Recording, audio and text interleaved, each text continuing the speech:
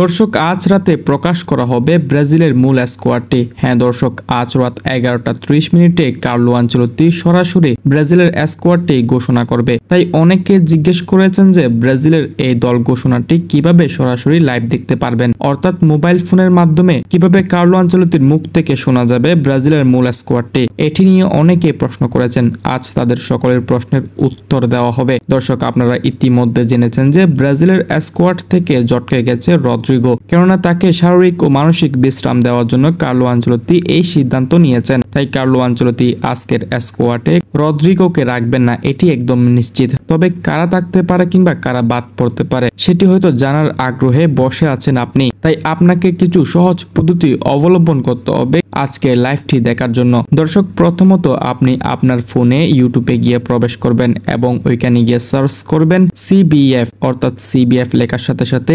1.76 মিলিয়নের একটি YouTube channel চলে আসবে এবং এই চ্যানেলটি লোগো থাকবে ব্রাজিলের অফিসিয়াল লোগোটি। হ্যাঁ দর্শক, এই চ্যানেলটি হলো ব্রাজিলের অফিসিয়াল চ্যানেল। এই চ্যানেলের সকল প্রকার ব্রাজিলের দল ঘোষণার ভিডিওগুলো লাইভ সম্প্রচার করা হয়, অর্থাৎ আপনারা আজ রাতে এই চ্যানেলটিতে প্রবেশ করে সরাসরি লাইভ দেখতে পারবেন। তবে সবসময় চেষ্টা করবেন 11টার মধ্যে যাতে প্রবেশ করতে, কেননা যদি আপনারা দেরি করে ফেলেন হয়তো তখন আর দেখতে পারবেন না। একটু আগে বাগে ঢুকে চেক করবেন বারবার কখন লাইভ সম্প্রচার করা হচ্ছে। দর্শক, আশা করি বুঝতে পেরেছেন আজ রাতে কিভাবে আপনি ব্রাজিলের দল ঘোষণাটি দেখতে পারবেন। আর যদি আপনি না বুঝে থাকেন অবশ্যই এখনো কমেন্ট সেকশনে জানাতে পারেন, আমি অবশ্যই এর সমাধান জানাবো।